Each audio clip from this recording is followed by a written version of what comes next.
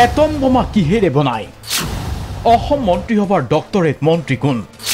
মুখ্যমন্ত্ৰী সোণোৱালে পঢ়া বিদ্যালয়খনৰ নাম কি এনে প্ৰশ্ন কৰা হৈছে জনসংযোগৰ চতুৰ্থ বৰ্গৰ চাকৰি প্ৰাৰ্থী এনে প্ৰশ্নৰ সন্মুখীন হৈ চাকৰি পাইছে হয়তো জনসংযোগ বিভাগৰ বাছনি কমিটিৰ বাছনিত উঠা চাকৰি প্ৰাৰ্থীয়ে পিছে এই চাকৰি দিয়াৰ ক্ষেত্ৰত গিনিজ বুক অফ ৱৰ্ল্ড ৰেকৰ্ডছত স্থান পাবলগীয়া কাম কৰিলে সোণোৱাল চৰকাৰৰ বিভাগীয় বিষয়া কৰ্মচাৰীয়ে 3 মাৰ্চ দেওবাৰে 10,000 চাকৰি প্ৰাৰ্থীৰ মাজত লিখিত পৰীক্ষা 4 মাৰ্চ সোমবাৰে শিৱৰাত্ৰিৰ দিনাই বহি পৰীক্ষা 5 মাৰ্চত ফলাফল আৰু নিযুক্তি চতুৰ্থ বৰ্গৰ 18টা পদত 10,000 প্ৰাৰ্থীয়ে আবেদন কৰা পৰীক্ষাৰ ক্ষিপ্ৰ ফলাফলৰ ৰেকৰ্ড কৰি দেখুৱালে সোণোৱাল চৰকাৰৰ অন্তৰ্গত জনসংযোগৰ সঞ্চালকালয়ে মুখ্যমন্ত্ৰী সোণোৱালে বাৰু চাপ বাছি নিদি পাৰিবনে মুখ্যমন্ত্ৰী সোণোৱালৰ হাতে দিয়ে আকৌ এই নিযুক্তি পত্ৰৰো একাংশ বিতৰণ কৰা হল তাকো চৰকাৰী কাৰ্যসূচীৰ মাজেদি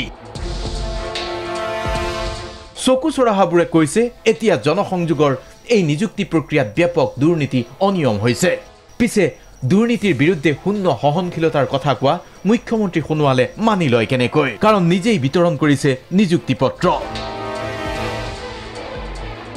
লক্ষণীয়ভাৱে জনসংযোগে বিজ্ঞাপন দিয়া 64টা পদৰ বিপৰীতে তৃতীয় বৰ্গৰ পদৰ বাছনি পৰীক্ষাৰ ফলাফলৰ ক্ষেত্ৰত দুদিনমান সময় লৈছিল যদিও চতুৰ্থ বৰ্গৰ পদৰ ক্ষেত্ৰত এদিন মাত্ৰ সময়ৰ ব্যৱধানত পৰীক্ষাৰ ফলাফল দি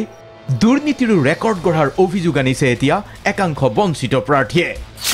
জনসংযোগৰ সঞ্চালক ৰাজীৱ বৰুৱাৰ নেতৃত্বত বাছনি কমিটি গঠনতো অনিয়ম হোৱাৰ গুৰুতৰ অভিযোগ আছে পিছে প্ৰশ্ন উঠে ক্ষিপ্ৰ নিযুক্তিৰ ৰেকৰ্ডৰ বাবে মুখ্যমন্ত্ৰী সোণোৱালে অভিনন্দন জনালেনে বিভাগীয় কৰ্মী সঞ্চালকক